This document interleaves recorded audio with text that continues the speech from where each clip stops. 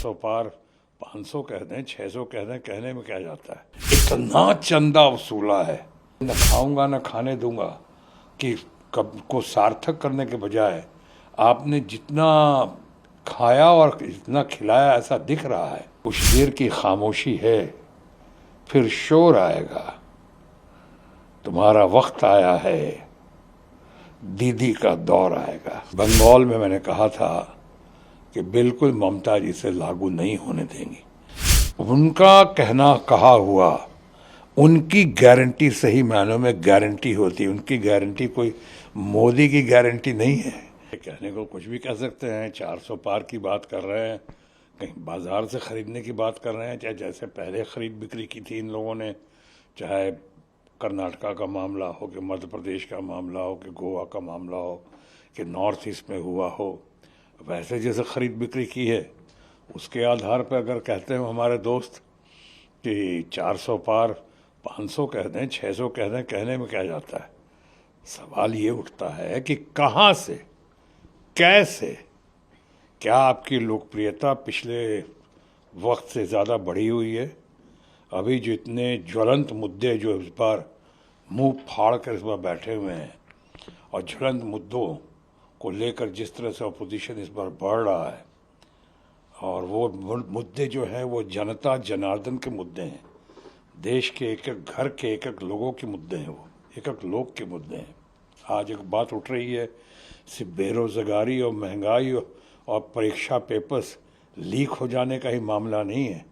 आज तो उसके अलावा जो है, आप कहते थे कि न खाऊंगा न खाने दूंगा, उसके बाद इतना बड़ा, कई लोगों के शब्दों में देश का सबसे बड़ा घोटाला, बहुत सारे घोटालों के बाद, बड़े बड़े कॉरपोरेट हाउसेस के घोटालों के बाद, जिनका लोगों ने उठाया था, हमारे पार्लियामेंट में मुद्दा उठाया जिस पर एक लफ्ज़ नहीं कहा था प्रधानमंत्री जी ने। माननीय प्रधानमंत्री बिल्कुल शांत रहे, उस मुद्दे को टाल गए, जैसे मणिपुर के मुद्दों को टाल गए, पहले बोले नहीं, टाल गए। उसी तरह कॉरपोरेट हाउसेस के कुछ मुद्दे आए सामने, तो इतना भी नहीं कहा कि बात गलत है, इल्ज़ाम गलत है, और उन्हीं के ऊपर अब नीम पे करेला, या ऑपोजिशन के मामले में कह सकता हूँ सोने पे सुहागा हुआ कि रूलिंग पार्टी का जो इन्वॉल्वमेंट, डायरेक्ट इन्वॉल्वमेंट, अभी आपने इलेक्ट्रल बॉन्ड के मामले में जो हुआ है, वो इलेक्ट्रल बॉन्ड के मामले में हुआ है, जिस तरह से आपने सरकारी एजेंसीज का दुरुपयोग किया है, जिस तरह से आपने फोर्स करके, ऐसा दिखता है, इतना चंदा वसूला है, इतना चंदा वसूला है, और चंदों के बदले में चंदा, जैसे कुछ लोग कह रहे हैं चंदों का धंधा, चंदे का धंधा, चंदे का धंधा जो करके, और आपने उसके बाद जिस तरह से, जिससे कट कमीशन या रिश्वत या चंदा जो मिला, उससे आपने उस लेके आपने हज़ारों करोड़ का कॉन्ट्रैक्ट दिया। एक तो हज़ारों करोड़ ऐसे कमाया, उसके बाद हज़ारों करोड़ का कॉन्ट्रैक्ट दिया।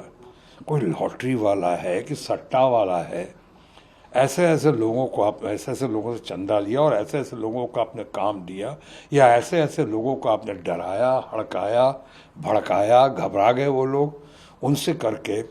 और जिस तरह से आपने इतने सारे लोगों को, 96% से ज़्यादा लोग हैं विपक्ष के, जिनके ऊपर आपने आज सरकारी एजेंसीज का, FIRs का, अभी तो बड़े बड़े नाम और सामने आ रहे हैं जिनको पकड़ा जा रहा है, चाहे जिनको पकड़ने की कोशिश में, फिराक में है सरकार। ये डेस्परेट अटेम्प्ट जो सरकार का दिखाई पड़ रहा है, ये न खाऊंगा न खाने दूंगा कि कब को सार्थक करने के बजाय आपने जितना खाया और जितना खिलाया ऐसा दिख रहा है, इसका जवाब तो लोग लेंगे। तो आने कहने का मतलब कि आपकी लोकप्रियता जो है, आप सिर्फ अपने वॉशिंग मशीन में, जैसे अपने कुछ लोगों को या अपोजिशन के कुछ लोग जो आप में शामिल हुए, उनको आपने वॉशिंग मशीन में डालकर उनको निकाला और उनको पाक दामन कर दिया, लेकिन 96% विपक्ष के लोगों के ऊपर सरकारी एजेंसी आपने छोड़ दिया और वो प्रताड़ित हुए और हो रहे हैं आज भी। इन सब का हिसाब तो इस बार लेंगे। तो इन सब बातों की वजह से आपकी लोकप्रियता तो बहुत कम हुई है पहले से। अब उसके बाद ये बौखलाहट है कि डिस्परेशन है कि घबराहट है कि फ्रस्ट्रेशन है कि आप कह रहे हैं 400 पार, 600 कह दीजिए ना, सारे 645 700 जितने हैं वो सब आप ले लीजिए ना, आप खरीद लीजिए अगर इस वैसी बात कर रहे हैं तो। संभव कहाँ से? बंगाल का आपने जिक्र किया, ममता जी का। आज देश की सर्वाधिक लोकप्रिय, सर्वशक्तिशाली, यानी टाइग्रेस ऑफ बंगाल, जिसका आपने इतना अपमान करके चोटिल किया पिछली बार, दीदी, और अभी भी उनके बारे में कैसी कैसी बातें कहते हैं। आप कहते हैं कि सो शर्म नहीं आती। यानी ममता जी के बारे में किसी प्रदेश के, बंगाल प्रदेश के किसी क्षेत्र में कोई घटना होती, निंदनीय है, शर्मनाक है अगर वो घटना सत्य है तो, और बहुत ही शर्मनाक निंदनीय है, तो ये अलग रूल आप उनको अपमानित करते हैं, उसके लिए मुखिया को जिम्मेदार ठहराते हैं।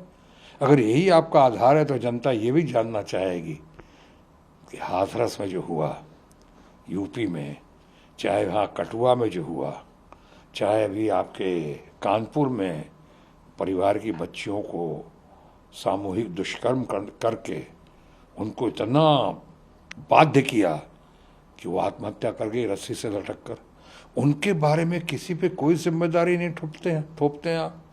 उसके मामले में कोई जिम्मेदारी नहीं लेता है, वहाँ इस्तीफा नहीं चाहिए। लेकिन बंगाल को जो एकजुट रख के ममता जी ने जिस तरह बंगाल को आज पकड़ के रखा है और जकड़ के रखा है, राजनीतिक दृष्टिकोण से भी, भावनात्मक तौर पे भी, अपने संपूर्ण व्यक्तित्व के आधार पे, और आप कह रहे हैं कि इनको इस्तीफा देना चाहिए और इनका हम बदला लेंगे और उनको ये करेंगे। तो इन सब बातों का जवाब अब लेने का वक्त आ गया चुनाव की घड़ी में। और ठीक है, चुनाव की घड़ी में तो मैं यही कह सकता हूँ ऑपोजिशन के तरफ से कि कुछ देर की खामोशी है, फिर शोर आएगा, तुम्हारा वक्त आया है, दीदी का दौर आएगा। सीए पे क्या कहेंगे? टाइमिंग को लेकर जो सीए को जिस तरह से इम्प्लीमेंट किया गया है, बहुत से सवाल भी खड़े हो रहे हैं, इलेक्शन को देखते हुए सब किया गया है। देखिए, इसकी टाइम सबसे ज़्यादा ये मुद्दा तो खैर ये मुद्दा पकड़ेगा नहीं। पहली बात, इसकी टाइमिंग बहुत ही भ्रामक है, गलत है। या 4-5 साल पहले का किया हुआ आप इलेक्शन के वक्त में, ठीक चुनाव की घड़ी में आप इसको लेकर आ रहे हैं, तो ये मुद्दा तो पकड़ेगा नहीं। वैसे ये मामला भी कोर्ट में है और इस पर ज़्यादा कुछ नहीं कह सकता हूँ, लेकिन इतना ज़रूर कह सकता हूँ जो मैं पहले कह चुका हूँ कि बंगाल में मैंने कहा था कि बिल्कुल ममता जी से लागू नहीं होने देंगी, और वही आपने देखा। और मैंने ममता जी के बारे में कहा कि आज हिंदुस्तान में सबसे पॉपुलर, सबसे इम्पोर्टेंट, सबसे प्रोमिनेंट, सबसे बढ़िया ऑनरेबल सीएम ममता बनर्जी जो ममता मई हैं, उनका कहा हुआ, उनकी गारंटी सही मायनों में गारंटी होती है। उनकी गारंटी कोई मोदी की गारंटी नहीं है। हमारे दोस्त मोदी जी जो कहते रहते हैं मोदी की गारंटी, यानी पहले कोई गारंटी तो पूरी हुई नहीं।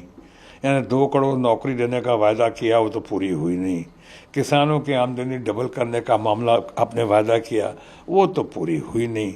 आपने कहा कि आपकी परीक्षा, हमने नौकरी जो है और परीक्षा पेपर जो लीक हो रहे हैं धड़ाधड़, ऐसा लगता है कई बार कि नौकरी नहीं देनी है इसलिए परीक्षा पेपर सब लीक करवा देते हैं ताकि नौकरी देने से बच जाए वो। तो ये सब जो है, आपने बहुत हुई महंगाई की मार अब की बार मोदी सरकार, और बहुत हुई डीजल और पेट्रोल की हाहाकार अब की बार मोदी सरकार। ये सब क्या हो गया? प्राइम मिनिस्टर के बारे में कहते थे कि साहब मनमोहन जी के बारे में कि वो क्या, वो रेनकोट पहन के नहाते हैं, वो क्या क्या बातें करते थे, मौन थे। मौन तो आपको देखा लोगों ने मणिपुर के मामले में, इतना बड़ा जघन्य अपराध हुआ, ऐसा कांड हुआ और आप इतना मौन रहे।